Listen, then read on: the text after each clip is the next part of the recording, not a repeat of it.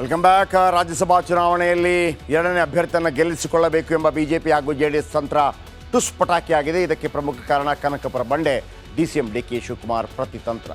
ಎಲ್ಲಿಯೂ ಕಾಂಗ್ರೆಸ್ ಶಾಸಕರು ಬಿಜೆಪಿ ಹಾಗೂ ಜೆಡಿಎಸ್ ನಾಯಕರ ಗಾಳಕ್ಕೆ ಬೀಳದಂತೆ ಡಿಕೆ ಶಿವಕುಮಾರ್ ಯಾವ ರೀತಿ ಎಚ್ಚರಿಕೆ ವಹಿಸಿದ್ರು, ಮೈತ್ರಿ ಮುಖಭಂಗ ಅನುಭವಿಸುವಂತೆ ಮಾಡುವಲ್ಲಿ ಇವರು ಯಶಸ್ವಿಯಾಗಿದ್ದಾರೆ.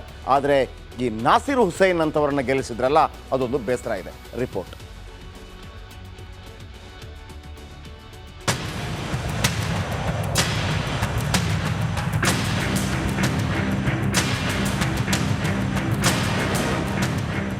ರಣರೋಚಕ ರಾಜ್ಯಸಭಾ ಚುನಾವಣೆ ಮತದಾನ ಮುಕ್ತಾಯಗೊಂಡಿದೆ. 4 ಸ್ಥಾನಗಳಿಗೆ ನಡೆದ ಚುನಾವಣೆಯಲ್ಲಿ ಕಾಂಗ್ರೆಸ್ನಿಂದ ಸ್ಪರ್ಧಿಸಿದ್ದ ಎಲ್ಲ 3 ಅಭ್ಯರ್ಥಿಗಳು ಗೆದ್ದಿದ್ದು, ಬಿಜೆಪಿಯಿಂದ ಅಖಾಡಕ್ಕೆ ಇಳಿದಿದ್ದ ಓರ್ವ ಅಭ್ಯರ್ಥಿ ಗೆದ್ದಿದ್ದಾರೆ. ಜೆಡಿಎಸ್ನ ಕುಪೇಂದ್ರ ರೆಡ್ಡಿ ಸೋಲುಂದಿದ್ದಾರೆ.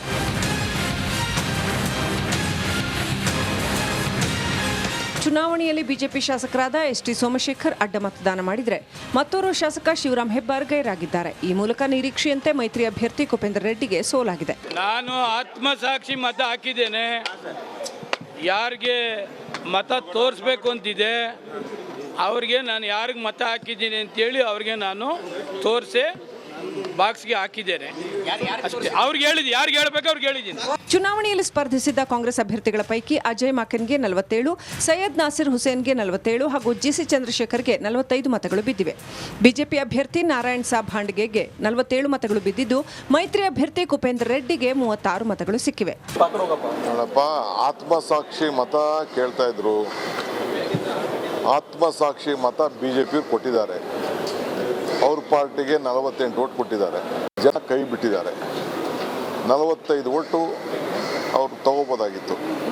ಮಿಕ್ಕಿದ 45 ಓಟ್ ತೆಗೆದುಕೊಂಡು ಮಿಕ್ಕಿದವರು ಜನತಾದಳಕ್ಕೆ ಕೊಡಬೇಕಾಗಿತ್ತು. ಸೊ ಅವ್ರಿಗೆ ಕೊಡಕ್ಕೆ ಹೋಗಲಿಲ್ಲ. ಸೊ 48 ಓಟ್ ಬಿ ಜೆ ಪಿಗೆ ಬಂದಿದೆ. 47, 45, 46 ಬಂದಿದೆ. ನಡೀಲಿ. ಚುನಾವಣೆ ವ್ಯವಸ್ಥೆಯಲ್ಲಿ ಅಡ್ಡ ಮತದಾನಕ್ಕೆ ಜನ್ಮ ಕೊಟ್ಟಿದೆ ಕಾಂಗ್ರೆಸ್ ಪಕ್ಷ. ಲೋಕಸಭೆ ಚುನಾವಣೆಯಲ್ಲಿ ಅಸಲಿ ಆಟ ಇದೆ ಬನ್ನಿ ಅಂತ ಮಾಜಿ ಸಿಎಂ ಎಚ್.ಡಿ. ಕುಮಾರಸ್ವಾಮಿ ಕಿಡಿಕಾರಿದ್ದಾರೆ. ಹಾಗಿದ್ರೆ ಗೆದ್ದಿರುವ ಕ್ಯಾಂಡಿಡೇಟ್ಗಳು ಯಾರ್ಯಾರು, ಎಷ್ಟೆಷ್ಟು ಮತಗಳು ಪ್ರಾಪ್ತವಾಗಿದೆ? ಅಜಯ್ ಮಕೇನ್ ಇವರು 2003ರಿಂದ 2014 ತನಕ MLA ಆಗಿದ್ದರು ದೆಹಲಿಯಲ್ಲಿ. ಶೀಲಾ ದೀಕ್ಷಿತ್ ಅವರ ಕ್ಯಾಬಿನೆಟಲ್ಲಿ ಮಂತ್ರಿ ಕೂಡ ಆಗಿದ್ದರು. 2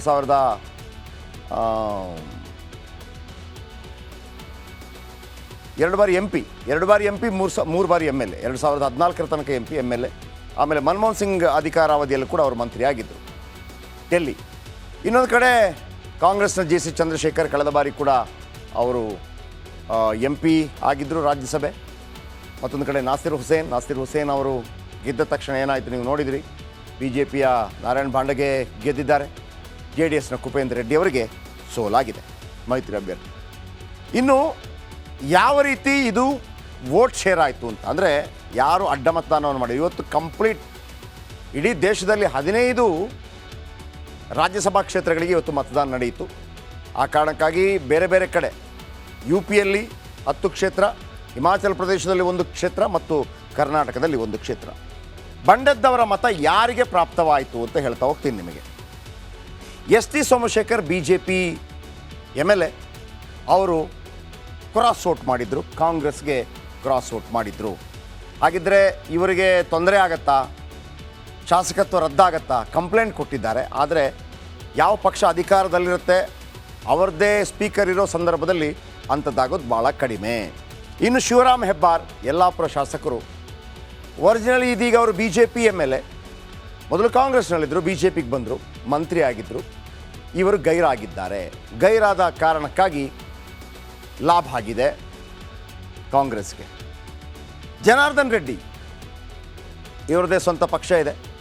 ಇವರು ನೇರವಾಗಿ ಕಾಂಗ್ರೆಸ್ಗೆ ವೋಟ್ ಹಾಕಿದ್ದಾರೆ. ವೋಟ್ ಹಾಕಿ ಹೊರಗೆ ಬಂದಾಗ ನರೇಂದ್ರ ಮೋದಿ ಅವರಿಗೆ ಜೈ ಅಂತಿದ್ದಾರೆ. ಇನ್ನು ಶರಣಗೌಡ ಕಂದಕೂರ್